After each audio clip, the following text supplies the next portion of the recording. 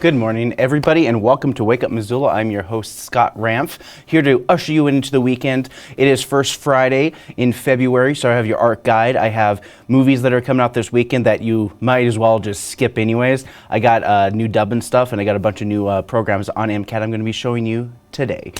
So we're going to kick things off with the City Council report, and by City Council report, we didn't have a Monday night City Council meeting because it was a fifth Monday of the month, and the city does not meet on that day, but they did meet in length on Wednesday to discuss the resolution for a ceasefire in the Israeli-Gaza conflict, and the resolution basically stated in short lines, whereas all human life is precious and targeting of civilians, no matter their faith or ethnicity, is a violation of international humanitarian law, and whereas hundreds of thousands of lives were at immediate risk of ceasefires are not achieved and humanitarian aid is not delivered, and whereas governments around the world hold immense diplomatic power to save lives, now therefore resolve, the City of Missoula urges governments around the world to be immediately work towards de-escalating the ceasefire in all global conflicts. And that was basically the resolution they were working on. They had a bunch of drafts, a bunch of things like that, but a lot of people came out and spoke against this resolution because of fear of anti-Semitism that was growing within the community and fears for a lot of Jewish residents in town. So we're going to kick things off with Marilyn Marler, who was a former city council member. Now she is a state rep, spoke as a citizen and talked a little bit more about this issue. I'm here to ask you to vote no on this resolution, either one of them. This is a really uncomfortable situation for me to be in because usually I would support a resolution calling to an end to violence. I have before, but the baggage of this resolution, not just the words of the resolution of itself, but the conversations around it and the rhetoric surrounding it, are drastically oversimplified. And there's not, even though some people might say that the words of the resolution itself are okay, there are things happening and being said in the community that are not okay. On one side, one of many sides of this conflict, and I'm going to be explicit, Israel is being vilified throughout this conflict. This is a difficult conflict that is hurting friends and family of people in Israel and in Palestine. But Israel is being vilified. Again, not explicitly in the document, but in some of the surrounding conversations and the activism. All right, and so that was Marilyn Marler talking a little bit about that from her perspective. We're going to move on to a student. This is one of many quotes that came about this resolution, which, to be fair, is something beyond Missoula in scope, but doesn't mean that the city can't have a resolution condemning violence in this conflict and comforting the people who worry about escalations in the region that could far exceed just the region. Jewish resident and teen Jeff Guzio spoke from the angle of his Israeli family that live in the region as well. So this is what he had to say. I do not feel safe or comfortable being myself here in Missoula anymore.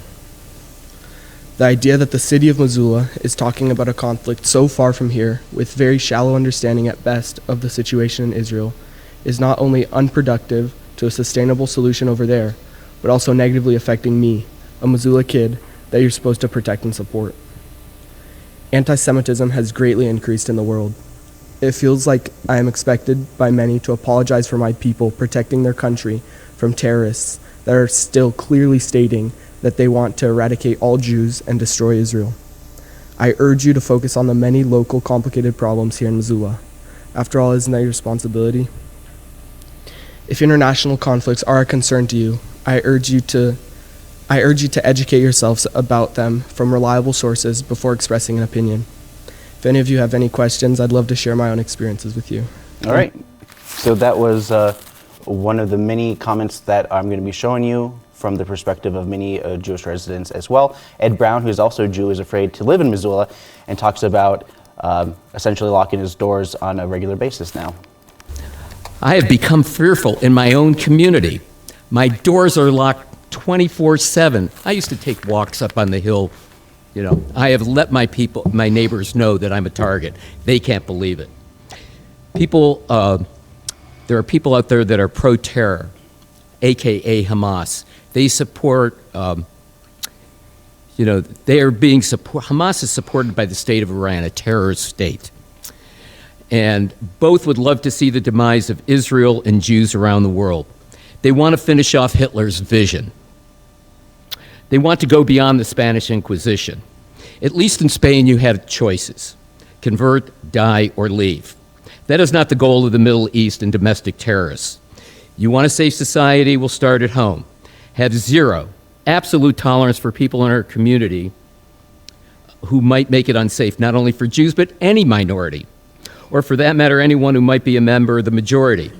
Reach out, be a good neighbor and citizen. It begins at home, then your neighborhood, then your city, and then beyond. I want to be able to not lock my doors. I want to be able to tell my neighbors, no fear, I'm not a target anymore. All right.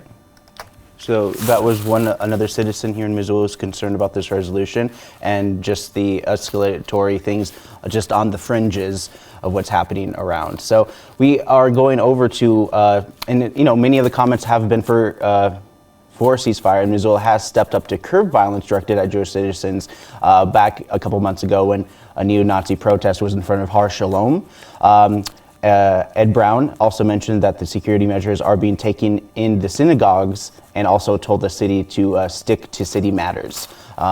Mark Kula, rabbi for the Har Shalom in Missoula, talks about this resolution, and this is what he had to say. I come here to share with you that I've lived in Israel. I have visited the Palestinian territories. I have friends who are Palestinians. This is an anguishing, horrific, horrible time. It is extremely complex, but it's international. It has nothing to do with our local politics here. This group has to deal with local operations, the needs of this local community, not the international community. We have politicians who are addressing that. Based on the resolution, it's clear that there's a limited understanding and knowledge of what's happening over in the Middle East. It's extremely complex. There are still hostages. There are numerous political parties and international entities that are pushing buttons and putting pressure on all parties involved. That's not the purview of this group. All right. And so that was that quote. And then we're going to jump right into Brendan Work, who has been speaking for Palestinians for Peace. He is a teacher here in town, and he was been talking for the last couple of weeks about this. And this is what he had to say in response to a lot of the things that were said during the public comment and some of his motivations behind the ceasefire as well. I come here in search of the bare minimum from my city council. The ceasefire resolution in front of you today is exceptionally moderate by the standards of those that have passed in the last 4 months around the country. The resolution that passed in Minneapolis demanded that the United States permanently suspend all military aid to Israel. The resolution that passed in Seattle last month condemned Israel for killing one child every 15 minutes. Just so you know, it's been 15 minutes so this meeting started. 100 children are being killed every single day. The resolution in front of you asks you to, says that armed violence has killed 26,000 people. I promise you, you are not taking a radical position against armed violence. 80% of Democrats, 50% of Republicans, and including the statements in opposition today, a clear majority of Missoulians who have made public comment want a ceasefire. That proportion, as I've seen looking at the emails and hearing today's comments, is 3-to-1 in support. I believe that I and others have presented convincing arguments as to the questions of purview, precedent, and community division. Missoulians spend more money on Israel than any other foreign country. I've presented the statistics of how many homes, how many schools, how many teachers that amount of money could buy. Our schools, our homes, our hospitals, our wildlands, our climate, they are all endangered by war. We have also answered the question of precedence. Missoula weighed in 2007 when American soldiers were killed in Iraq, and 3 American soldiers were just killed on Sunday. And we have answered the question of community division. If you are looking to inflame divisions in our peace-loving town of Missoula, voting against a ceasefire is a great way to do that. All right. And that's what he had to say. That was Brendan Work talking a little bit more about that. And then we bring it back down to Christian Jordan. from the City Council who actually brought this resolution to the forefront, and he spoke in response to some of the comments that were coming out. So this is City Council Member Christian Jordan. I don't want to continue sending military aid and tax dollars to Israel anymore. I just don't, until they commit to a ceasefire and a two-state solution. This is only a tiny piece of history for Jewish people and Israelis, and in the war between Israel and Palestine, it's a teeny tiny piece of what's going on in an issue for Israelis and Jews that have been going on for millennia, and not as long, but for Palestinians. This is a teeny tiny issue in that whole history, but it's an important one to weigh in on. The biggest population being affected by this war is Palestinian women and children. As a woman and as a mother, I want to stand on the right side of history as it presents itself in this particular genocide. I am not an anti-Semite because I support this ceasefire. These terms and feelings are not mutually exclusive. I can be pro-Israel and pro-ceasefire, and I'm personally saying that right now that is who I am and where I stand. All right. And so that's what she had to say about that. She wanted to continue this in the meeting. Sierra Farmer, City Council member, spoke against this resolution because things have been getting a little bit more complicated in the sphere of things in this particular matter. I think after hearing from several constituents this week that they're feeling really unsafe and frightened in our community, and I'm now convinced that weighing in on this issue locally will do more harm than good, and globally will not have the effect that we actually want. The example in my head I keep looking at is locally it feels like throwing gasoline on a campfire, and globally it's like throwing a match on a bonfire. So I just don't think that it has the impact that we really want. I know that we all feel really helpless right now and we want to see change, and I think that everyone's intent comes from a good place, but I just don't think that this is where that change is going to come from. I think we have a means to reach out to our representatives at the federal level, and I encourage everyone to do just that. All the comments that we received, I hope that you're also emailing our senators and congressmen. And so for those reasons, I'm not going to vote in favor of City Council passing a ceasefire resolution. And so Mike Nugent spoke on this last comment that I'm about to show you. Mike Nugent, City Council member, he voted to table it last week, and he's voting again, and he put up the motion to table this topic again, which it did pass, and this is what his reasoning behind it. Within the last 48 hours, we have seen the United States government partnering with regional partners, including Egypt and Qatar, in hopes of brokering a framework to de-escalate the situation. Israel and Hamas have both been critical of different pieces of the framework. This is not as simple as saying we need a ceasefire. Details matter, and experts in impacted communities are the ones debating and shaping this. With all due respect to myself and all my colleagues, we do not have the expertise or visibility into this issue to make broad proclamations like the one being proposed. Third, despite the statements in this room to the contrary, it is clear to me from recent news stories out of other communities such as Bozeman that this is also an attempt to undermine Senator John Tester and President Joe Biden. They're both working to de-escalate the situation. They've both been critical of the Israeli government's handling of the war to date. Senator Tester is the only member of the Montana delegation that supports humanitarian aid to Gaza. 2 weeks ago, he was the only member to vote against a gross ploy to effectively ban civilians in Gaza from ever receiving humanitarian aid. Last week, he publicly rebuffed Israel's President Bibi Netanyahu when he signed onto a proposal calling for a two-state solution as a peaceful and durable solution. I don't know about you, but I am proud that one of my senators is trying to put his neck on the line while trying to stay out of the politics, like so many others are on this issue. All right. And so the city of Missoula decided to stay out of the politics of the situation to vote to table this resolution altogether. There's just a lot of interesting things happening. There seems to be a lot of dismissiveness when it comes to the pursuit of peace, which has been met with attacks of claims of anti-Semitism. I would show more, but much of the comments have leaned towards this is a very complicated situation, which unfortunately to me seems to translate is you're too stupid to understand. So it's important to really kind of have these kind of conversations regardless. But for the most part, I think the justification behind this resolution was essentially just to stop the madness, have peace, all that kind of stuff.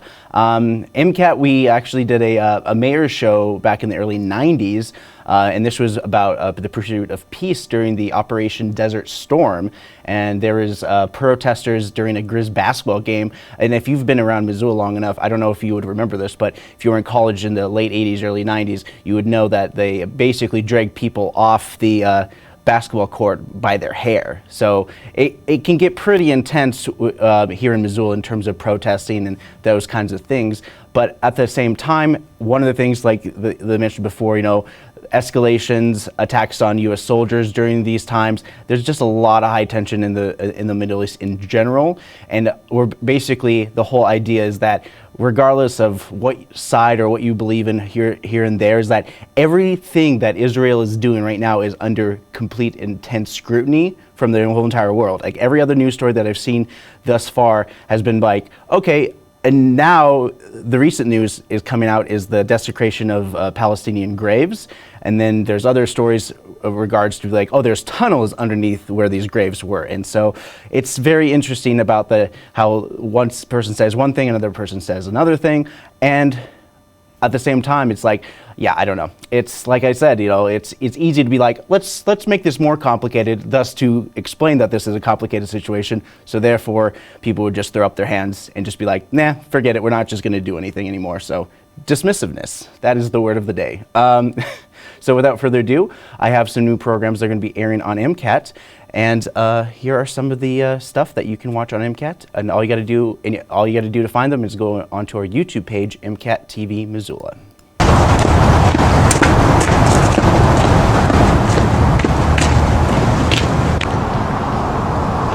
I have defeated the enemies of nature. I have come here to serve you.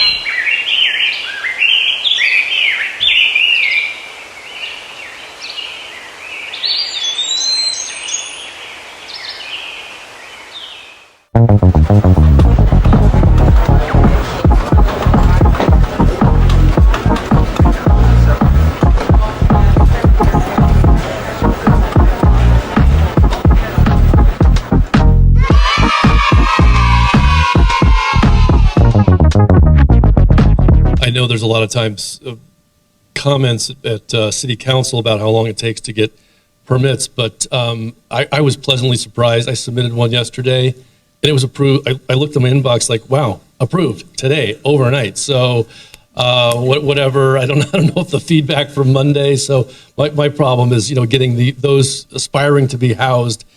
So one happy customer there. So anyway, I just wanted to share that with you. Thank you. Sure thing. We love good reports. That works out well. Yeah, make sure that's on. I hope that's recorded. Yes, exactly. That's outstanding. I mean, that's the kind of thing that you want to hear, is that we're making progress on things. Absolutely, exactly. That if Hamas attacked Israel, and if predictably Israel would retaliate to suppress Hamas, there would be a war, an Arab-Israeli war, and it would make it impossible for the Saudis to sign a peace treaty in the middle of a war with the State of Israel. Very calculating. Who says Persians are stupid? Then we have this new administration, which came, President Biden. President Biden actually, to his credit, continued the discussion based on Abraham Accords. But the posture of the United States in the region changed once again. The posture of Trump administration was to reconsolidate the old alliances between the United States and its traditional allies. The traditional allies were Saudi Arabia, Kuwait, United Arab Emirates, Bahrain, Qatar, Oman, but also Jordan, Egypt, and the rest of the Arab world, as well as Israel. So there was a couple of migrations path. Now, some of these horses were traded for, but most of them were stolen. One tribe after another got the hint. and they figured out, these Spanish had something figured out. These horses weren't for food, they were for carrying things. And so by the time the mid-1700s arrived, about 50 years before Lewis and Clark showed up, most all tribes in even Canada and up in Montana have horses. And Lewis and Clark are aware of this. Between the development site and Scott Street Village. What we're talking about tonight is development of approximately 8 acres plus right-of-way needed for the development to extend the streets. Approximately 8 acres, and that includes approximately 3 acres here to the north of what will be an extension of Charlot Street running east-west. This approximately 3-acre parcel will be what we refer to in the presentation as a home ownership parcel. 89 units of new for-sale homes on a combination of condominiums and townhomes on a community land trust.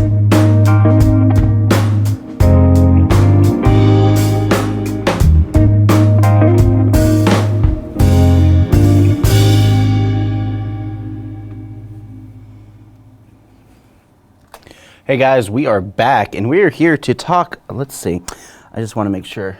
There we go.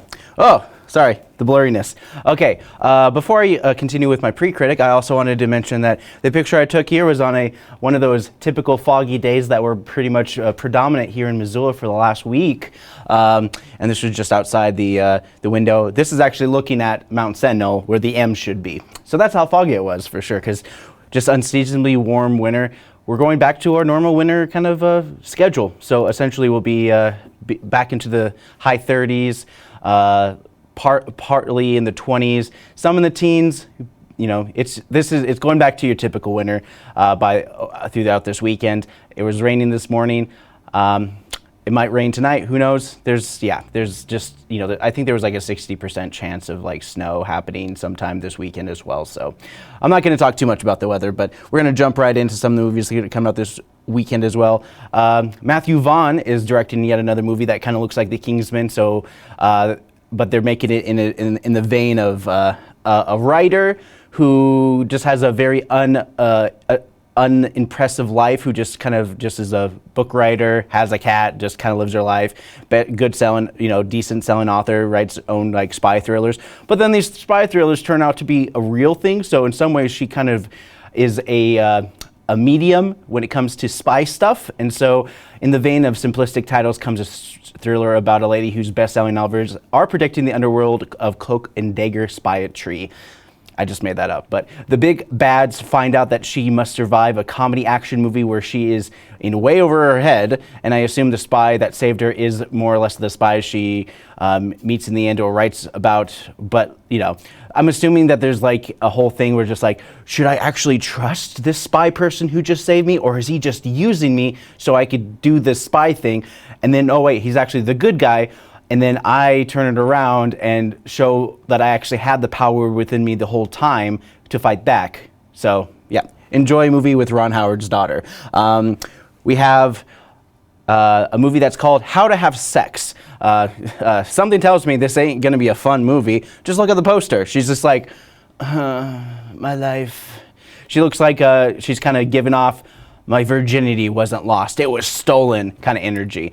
This movie more or less is the dark side of a summer fling movies. It's like those untold stories from those Eurotrip and Get 'Em to the Greek movies. Essentially, this kind of feels like it's a horror movie because it starts out as like, it was the perfect summer, and then the music changes, and then things go bad. But I'm assuming this isn't like a force or an evil entity, it's more just like the evils of society. So that's what you can expect from this. So it's a softcore horror film. Then we got The Promised Land. Okay, so this Norwegian film is essentially a nobleman trying to cultivate the land while a rich man/child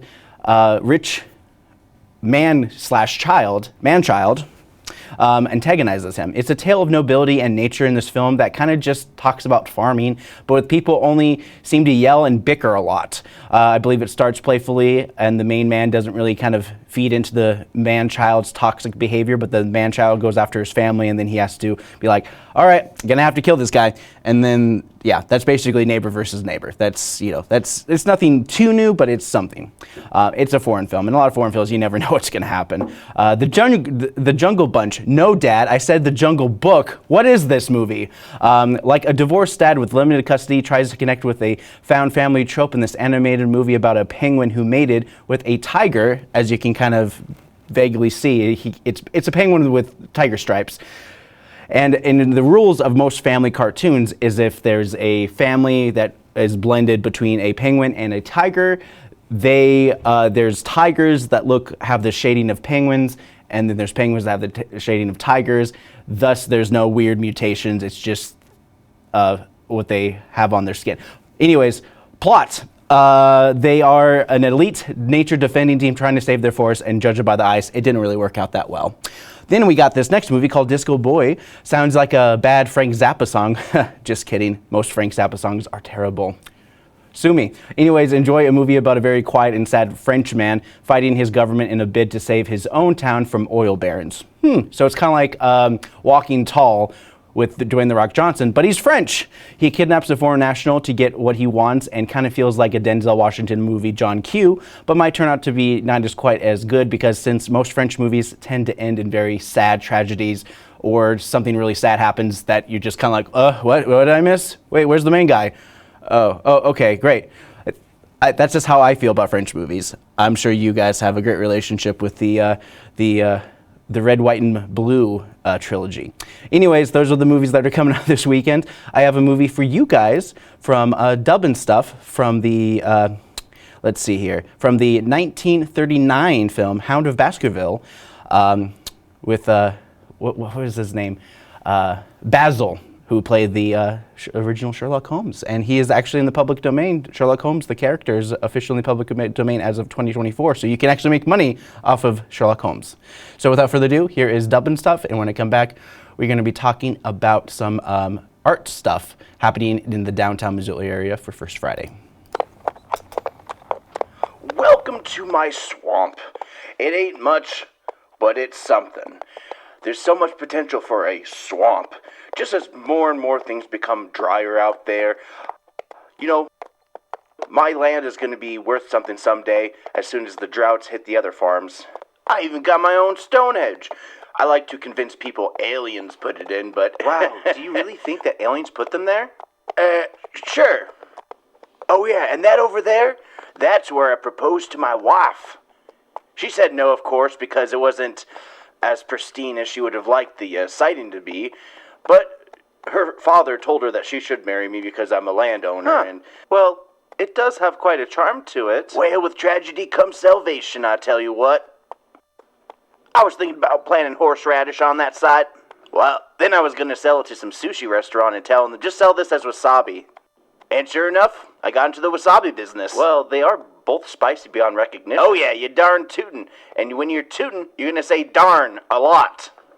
And maybe a couple other choice words along the way, because you eat spicy food, you... Oh, look, there's my castle. That's called Castle Horseradish. Or when the Japanese dignitaries show up, we call it Castle Wasabi. Kind of looks green, but that's the glow of the swamp. Did you have a nice ride on your horse-drawn carriage, sir? Not really, but we'll make do. Instead of helping our boss out the carriage, we're going to help you with your bags instead. Well... This is what you get when you hire a sassy butler. It makes you feel like Batman. Oh, yeah, sure. Let's get inside.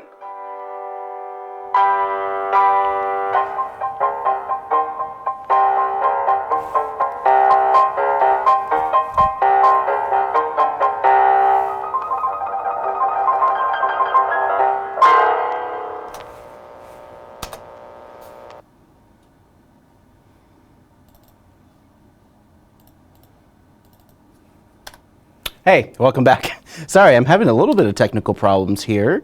Let's see. Cool. All right, back to normal. All right, so I'm just prepping the rest of my show. Let's talk about some First Friday things happening in the downtown Missoula area. If you're interested in going out and about tonight, from 5 to 8 p.m., First Friday is a regular event that happens in the downtown Missoula, celebrating the arts and life of the arts and culture. That's the right word I was looking for, of the downtown Missoula area. Hey, you try doing this off the top of your head. I've done this many times for about 10 years now, and I still think about so many other things than the show that I'm doing. Anyways, let's jump right in. It's International Cups through the Clay Studio of Missoula. This is a big event that happens every year, and they do works by 31 different artists, which include ranges from well-crafted humanitarian mugs to cups used as an exploration of metaphor and abstract content. This year's exhibit was juried by Chris Alvashir. Chris completed a long-term residency at the Clay Studio Missoula in 2022 and continues to maintain a full-time studio practice in Missoula as a co-founder of the Workroom Montana. He currently teaches adult and young. So some of the artists that are being featured is Kate Arndt, Casey Beck, Nina Bernstein, Jake Boggs, Nate Ditzler, and Laura Knoch. Sorry about that. There's a bunch of other names, part of the 31 names. I'm not going to read them all. I'm sorry. This exhibit will run through the Clay Studio of Missoula from February 2nd today until the 24th, which will open. Sorry, just like the grammar is kind of throwing me off, but regardless of that, you should know that tonight is going to be their opening, and they're going to be in there until the 24th of February. Moving on to the next thing, this is at the Bernice's Bakery. They're actually showing off some photography about the Montana's Race to the Sky, and so this is a promotional kind of event also to dogs mushing through the snow. The Race to the Sky and qualified event has been Montana tradition held every February since 1986 and is organized the Montana Sled Dog Team. It's a nonprofit committed to the preservation and tradition of historic use of sled dogs in the World War II Camp Rimini War Dog Reception and Training Center. The framed prints displayed depicts both sled dogs and mushers in Montana, all but two having been done by local Montana artists, and commemorate the preservation of this decade-long race. You can come by the Bernice's Bakery to learn more about this event and see some of the art. Then we got another one that's happening at the Artist Shop. It's called Modern Wilderness by Brian Christensen.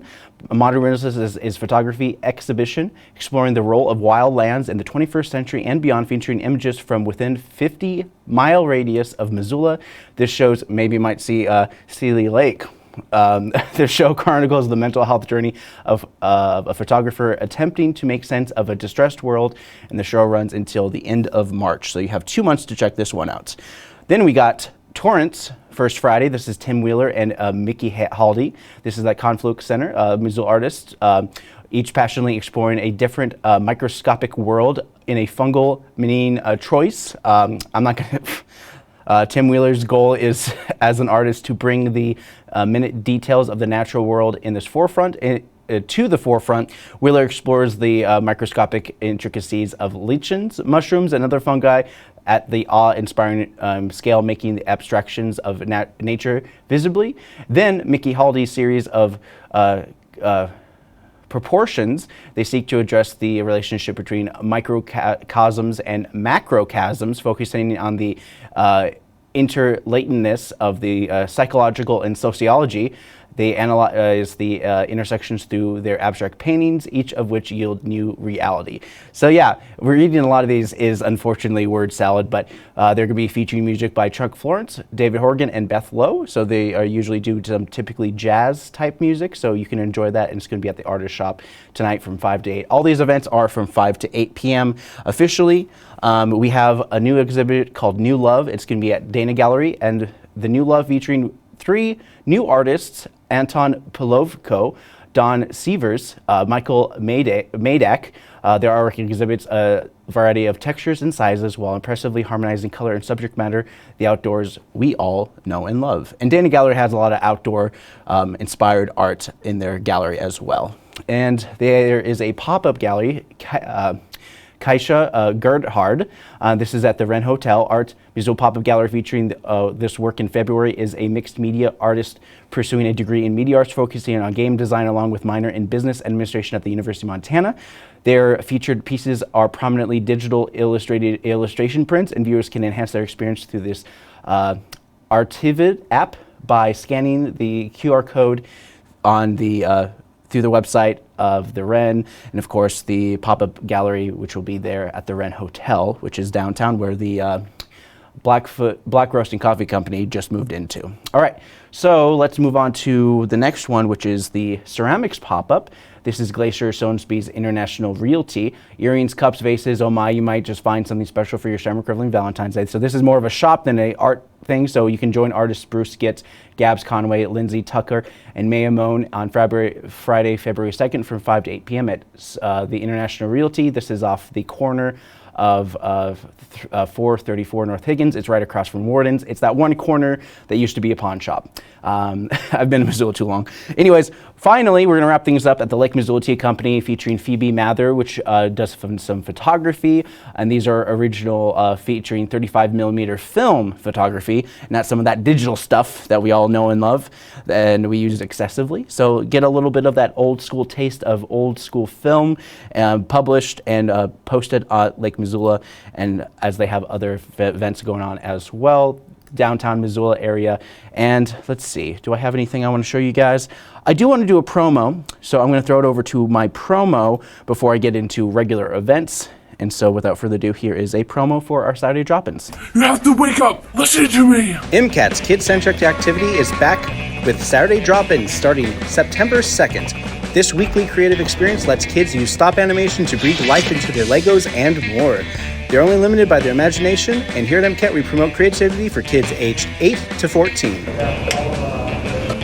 Join us inside Missoula Public Library every Saturday from 1 to 3 p.m. All right, there we go. It's always nice to have a quick little promo to kind of highlight the stuff that MCAT does for the community in terms of education and more. Let's talk about some of the events that are happening in the downtown Missoula area beyond your first Friday. Last night, the showing of Jeff Bridges' documentary about grizzly bears. Return of the Grizzly is the name of the 37 documentary narrated by Jeff Bridges. This highlights the return of grizzly bears to the good-sized population. And while some are migrating to locations like the Bitterroots that haven't seen these bears in over 80 years, like many nature docs, this continues the effort for better conservation policies in the West. Among the guests were Rick Bass, author of the Save Yellowstone Grizzly board member, James Holt, film participant and director of the Buffalo Field Campaign, and Jamie Jonkel, film participant and Montana Fish, Wildlife and Parks bear management specialist. He was the one that was particularly talking quite in length during city council meetings about the bear problem in the Missoula area, in which the city of Missoula had to somewhat pay the equivalent of $50,000 just to manage the bears that are in the Missoula area before there is a rezoning that would essentially require a lot of the people who live in those bear zone areas to have bear-proof garbage cans. Unfortunately, it is an ordinance, so it's not punishable by a jail, so you should understand that. Okay, I'm not going to get too much into it, but if you want to learn more about this particular film, you can go to SaveTheYellowstoneGrizzly.org for more information. And they were playing at the Wilma last night. So Lifelong Learning Center and Red Willow are two organizations here in town that further people's education on a class-by-class pay per class kind of schedule. Sometimes people can do GED prep, GED testing and more with some of the things that they have, and certifications in welding, all sorts of kinds of things. This morning they were doing the Excel. So if you want to learn Excel spreadsheet, it's about organization, great for accounting, workbooks, all that kind of stuff. Lifelong Learning Center is the place to be. There's also a yoga for healthy aging at Red Willow. They do a lot of more of the yoga leaning stuff from what I've seen in the past, but they're doing a cancer support community. Both places are good for adults looking to learn new things and folks looking to get back into education without breaking the bank, and it's going to be at the Red Willow. Indoor fun. If you're interested in doing some indoor fun, there's it's getting a little bit colder outside. Some people like the outdoor recreate, but if you want to stay indoors and stay fit, YMCA, Roots Acre Sports Center, and Mismo Gymnastics are great indoor fun for the family. Otherwise, you just go to a gym. Missoula Food Bank meal distribution starting at 10 a.m. This is mostly daily at 10 a.m. Fridays have a shorter days that ends about 1 p.m., but they have access to food for people who don't want to break the bank, and for folks who would like to break the bank, or not to break the bank, or avoid spending as much money as they can. They don't have much money too. All right. I'm winging it, so I'll move on. Museum Open Hours Spectrum Discovery Center is a kid-centric, science-based activity that happens most days starting at 10 a.m. in the Spectrum classroom on the second floor. You can check it out. It is a great and wonderful consistent flowing of different science-based exhibits that kids can interact with. And speaking of kids, Tiny Tales and Storytime happen every Friday at 10:30 a.m. It is a great and wonderful source for kids to get involved and learn to love the book. Lunch at the Missoula Senior Center starting at 11:30 a.m. at the Missoula Senior Center. This is a daily occurrence from Monday through Friday. Paul Varela Center also has a lunch service at 11:30 a.m. and this is daily, even on the weekends, with a 6:30 dinner for folks who are struggling to get food and who want to basically have a brown bag and go, just a simple, nutritious meals for folks who are struggling to get food. Yarns and Watercolor starting at noon today. This is a ongoing event at the Missoula Public Library on the 4th floor. Teddy Bear Sleepover. This is a big event that always happens every year around this time. Bring your fluffy best friend to the library for a special story time, family's first learning lab exhibit, and a fun teddy bear craft. If you want, leave your friend overnight and pick them up in the morning from 9 to 11 a.m. on Saturday, where they're going to be serving ice cream for the young kids. Ice cream for breakfast. Awesome. Valentine's Day Friday pop-up. This is one of the First Friday events that are happening as well, but they didn't have an image and they didn't put it part of the First Friday. They're doing a pop-up from 5 to 8 p.m. The Missoula Makers Collective, they'll be doing cookies and boba specials at Boba Pearl Tea. Casa of Missoula Light of Hope 2024. The Missoula Court-Appointed Special Advocates, CASA, annual Light of Hope Benefit Gala is Friday, February 2nd, 6 p.m. in the Ballroom, this darkest time of the year. CASA of Missoula gathers with our community to shine some light on support of children at risk or experience abuse or neglect. This year is an event including a cocktail hour, silent and live auction, dinner, a dessert extravaganza, an inspiring success story, and the Casa of the Year Award. And that's happening tonight at the Ballroom. D&D for adults. Missoula Public Library does an online D&D campaign, and it's free and open to anybody who wants to get on board. You can follow the link at missoulaevents.net, or you can go to missoulapubliclibrary.org. Some of the events that are happening tonight as well with music and comedy. Sophia Tredalt is going to be playing some folk music at Imagination Company. I'm sorry I butchered that last name. Steve Trevino at the Wilma Theater will be doing comedy at the Wilma. Old Post playing folk music featuring Night Blooming Jasmine starting at 7 p.m. It's the 105th Foresters Ball at Strivers Gym. So for 2 nights, they're going to be hosting a dance in which the forestry department basically reshapes the whole entire gym to make it into a giant log cabin-esque kind of thing. I don't want to undersell it, but it's quite a feat in just for these this 2-night event at the Foresters Ball. Hedwig and the Angry Inch is going to be at Westside Theater. This is this is a play that's going to be playing this weekend at the Westside Theater. Michelle's life as a child of a U.S. Army Major General who was once commanded the U.S. sector of the occupied West Berlin. This character of Hedwig was inspired by a German divorced U.S. Army wife who was Michael's family babysitter and moonlighted as a prostitute at her trailer park home in Junction City, Kansas. The music is steeped in the androgynous 1970s glam rock style of David Bowie, who co-produced the Los Angeles production of the show, as well as works of John Lennon and early punk performers Lou Reed and Iggy Pop. So this is going on all weekend long, starting at 7:30 p.m. at the Westside Theater. And Save and Hoop is doing a pre-Valentine's Day burlesque show Friday night, an elaborate way to tell your partner you want to have an open relationship. This vaudevillian type theater will put with people putting their hands in the air and doing a catwalk. They also do those at least once during these. Just saying, if you see someone raise their hands up like this, you know that I sent you. All right. So anyways. All right. Sorry, I'm like right by a heater, and every time the heater jumps on, it's like the dust gets flown in the air, and I start coughing like crazy. I was wondering why I cough so much during my show, but caution, you might be falling in love with First Friday. Monks, you might be falling in love is doing a animal treats of, let's see. So yeah, cautions, you might be falling in love. It's the First Friday event at the Monks Bar, and yeah, so that's what's happening there. The Timber Rattler, it doesn't really say, it just kind of just, it's going to be featuring DC Chief, animal treats, and I'm assuming it's going to be electronic music. Sorry, I probably should have looked up the genre. Moving on. Finally, wrapping up your Friday night is the Timber Rattlers at the Top Hat, playing some bluegrass music starting at 10:15 p.m. at the Top Hat, and then we're going to jump right into your Saturday winter market. Hey, it's time for the tax season, and the University of Montana is hosting a program to benefit people who make less than $60,000 a year, which is pretty much most people in Missoula. This is an ongoing and requires an appointment through the Missoula VITA program. So this is the IRS VITA tax return preparation at the University of Montana.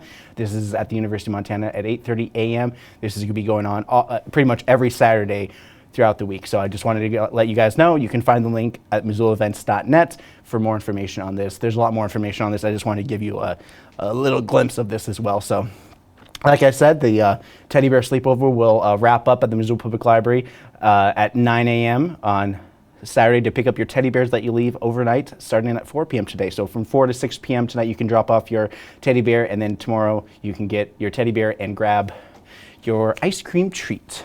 All right. I'm running out of steam here. Whew. Speaking of heaters, it's right over there. Community Forestry Days, University of Montana. Interested in learning about the forestry and natural resources industry of Western Montana. You know, want to explore this student-constructed logging town inside the 105th Foresters Ball. So essentially, you can go to the Foresters Ball without actually having to go into the Foresters Ball. So you go to essentially you get a chance to look at this fun and family-friendly educational activity. Whew. I'm struggling here. Better take a breath real quick. But yeah, it's entry and parking is free. It is a Saturday, of course, because they don't charge on Saturdays. So it's like a 9 to 5 parking deal, Monday through Friday. So anyways, kids and families, interactive booths and activities will be provided by land management agency and private companies from Missoula and across Western Montana. Missoula Art Museum does the regular museum tour starting at 11 a.m. every Saturday. Story time at Travelers Rest is featuring Elder Shirley Trahan at Travelers Rest State Park. On Saturday at 11 a.m. MCAT usually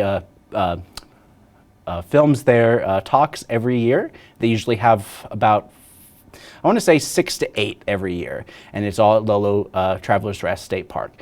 MCAT Saturday drop-ins, as always, like you saw the promo between the First Friday and the events that I'm talking about right now. MCAT Saturday drop-ins from 1 to 3 p.m. Kids get to learn stop animation and hopefully learn to do a little of editing along the way. First reads, The Thin Place by Lucas Hunt. Missoula Public Library's fourth floor event is every, the Montana Repertory Theater is delighted to announce the return of the First Reads staged reading series featuring 3 captivating plays that promise to engage and entertain audiences. This is at 2 p.m. on the fourth floor of the Missoula Public Library on Saturday. Hands-on science, color and science, second floor of the UM Spectrum. They're doing color and science at Spectrum Discovery Center on the second floor of the Missoula Public Library. 6 p.m., Infamous String Dusters is going to be some bluegrass music at the Wilma Theater at 6 p.m. Folk music's being played at the Imagination Brewing Company starting at 6 p.m. featuring Bruce Carson with Ron Meisner and Britt Arneson. Like I said, it's the second night for the Foresters Ball starting at 7 p.m. Shriver's Gym. Missoula Folklore Society Contra Dance. This is a weekly event happening every Saturday at 8 p.m. It's folk dancing, essentially, but it's a little bit more nuanced than that. They do this every Saturday at the Elks Lodge Ballroom. Wild Lands, Robbie McKellar, Dylan Running Crane at Monks, doing a rock show starting at 8 p.m. Solid State Karaoke at 9 p.m. at Westside Lanes. Chris Moon every Saturday at the Battler at 10 p.m. Hedwig and the Angry Inch is going to be doing a 10:30 p.m. play at Westside Theater. It'll be playing all weekend. Let's see. Is there anything else going on that I want to talk about? Let's see. I also wanted to mention the String Orchestra of the Rockies is going to be performing their concert at 4 p.m. at UM Recital Hall on Sunday. Again, that's 4 p.m. on Sunday. Music Recital Hall is the String Orchestra of the Rockies, and they're doing a concert. Swing Dance with the Starlighters Swing Band. Zootown Arts Community Center is going to be hosting swing dancing, but also got a full-fledged band to play the swing dancing music. And then it's Arts Missoula on Main to Jazzula to private parties. They are the Starlighters Swing Band. And then they got comedy at the VFW. So if you're interested in working out your comedy chops, every Sunday at 8 p.m. Let's see. Let's see what else do I have for you guys. Yeah, I think I got pretty much a lot of different things as well as that. So a lot of things happen in the news, and this has a lot to do with development and progress that is happening in the downtown Missoula area. And we're kicking things off with the Missoula Organization of Realtors. They will release the 19th Annual Housing Report by March 4th, so we're a month away. MCAT will be live streaming this out of their headquarters, actually out of the library. Which is just, so they will be, have a panel to discuss everything from housing trends and more from 2023 and the overlook for 2024. Mind you that in 2021, when the report came out, that's when things really got bad for the housing market, for people trying to afford to buy a house in the first place. So 2020, everyone was stuck inside. 2021 is like, oh, now the houses have like inflated value. So, some people seen with a 40 to 50% increase in their property value from that era as well. And so those were the those times were also the best interest rates for refinancing, which was low as 3%. As of last week, they were 7% for a 30-year fixed rate. So 7% ain't bad, but before the collapse of the housing, it got as high as between 15 to 20% in some cases. Redevelopment of the old Missoula Public Library is on the horizon. January 29th saw a meeting of the minds as the city of Missoula is looking to input plans for the former library site that was gifted after a land swap, which resulted in this new library being built and the old library being vacated and used by Parks and Recreation for various organizations such as Aspire School and BASE, which was a camp affiliate and also some semi-daycare for parents during the pandemic. So they gave options. So they didn't necessarily say, hey, what do you want to build here? They gave 8 options for people to be like, what do you feel more inclined towards? And of the 8, there was childcare facility, office space, food and beverage, retail space, mixed income housing, downtown grocery store, income restricted housing, structured parking. Of those ideas, the city wanted to know what the people's priorities for the space in the future. Perhaps it would be very much like Rome, where you have affordable housing on the top, where you have available parking on the bottom. Essentially, there's a lot of things that can be happening here. Think about some of the things that they've built off of Wyoming Street with basically you have all those businesses on the first floor and you have living on the second floor.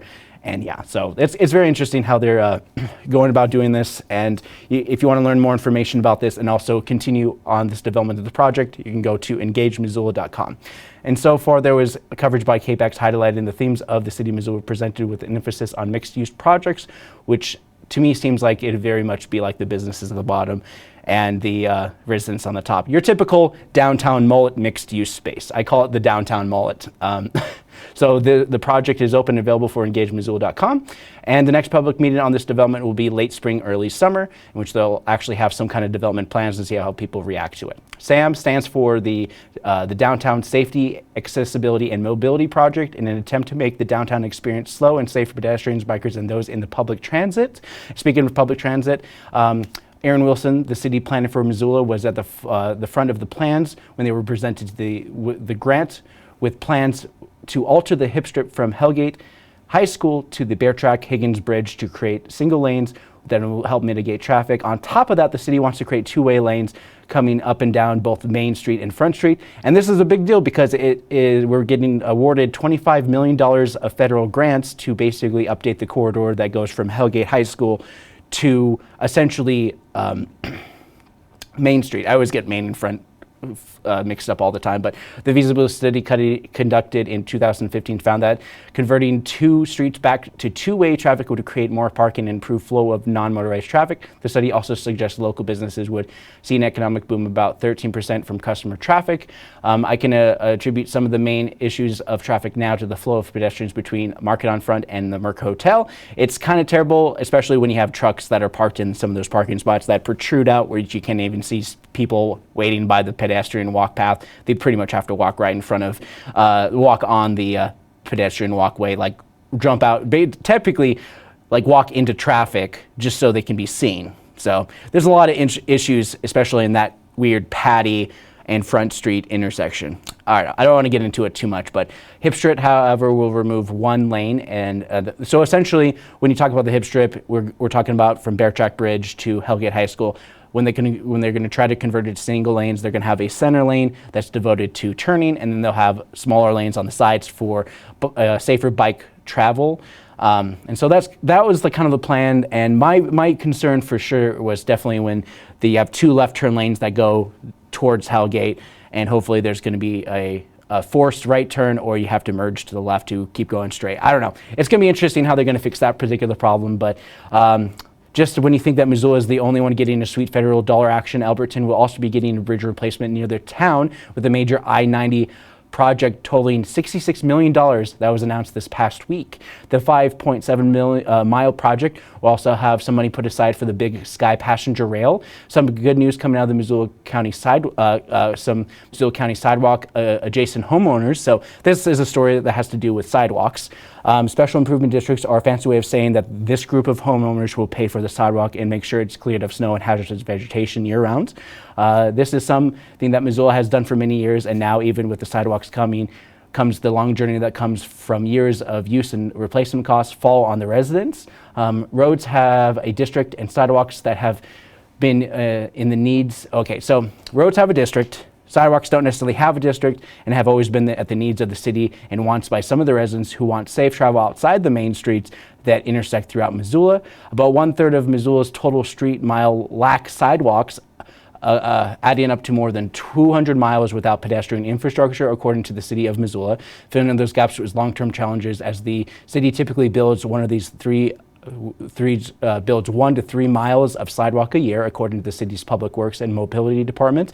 The modern solution was to leverage those using TIF funds and a policy that requires developers to include sidewalks with their projects. This story was from KPAX over the weekend, which highlighted the residents dealing with the price of sidewalks repair and maintenance. Sidewalks on a block face range from $10,000 to $40,000, but even from the neighborhoods in the Franklin to the Fort, $50,000 for sidewalk that is uneven, while not damaged and requires construction. Don't get me started on drainage ditches, because that's a whole nother thing, but this also tends to be a whole argument is that we're all part of the same city, just some things are more part of the city than others. I like that quote. I just made that up. But however, there are federal dollars that take partial funding to get major sidewalk installed, but when you try to install sidewalks that are frankly more than $1 million a mile, then things kind of get a little pricey. So I actually did the math. I actually literally just Googled how much it would cost to essentially build a city block. And a city block face is roughly 330 feet, which is 1/16 of a mile. So therefore, $62,500 would be roughly the real price of the sidewalk, assuming a mile costs $1 million. And so 10 years ago, maybe 8 years ago, I did a walk about sidewalks in the north side. Monty Sipp, who was from the city planning, told me that essentially building a mile of sidewalk in the city of Missoula would cost $800,000.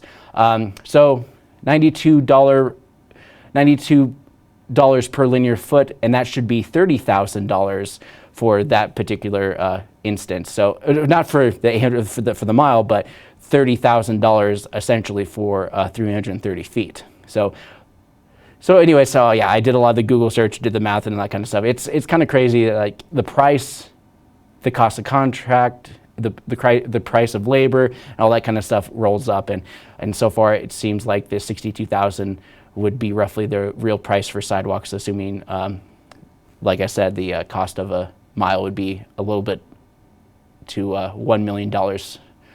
Let's see, for a mile of sidewalk. So, all right, I'm losing steam here, but yeah, that's let's move on. Blah blah blah. I already talked a little bit about the Bears. Let's see. Yeah, I have so much I got to talk about today. Darn, I'm just running out of time because I got a little bit sidetracked with the sidewalk thing. Ugh. The second phase of construction will provide. Let's see. All right. Oh, I did want to mention that the Missoula International Airport is looking to expand and have another phase of their extension going on, and hopefully they'll be just in time for the summer travel this year.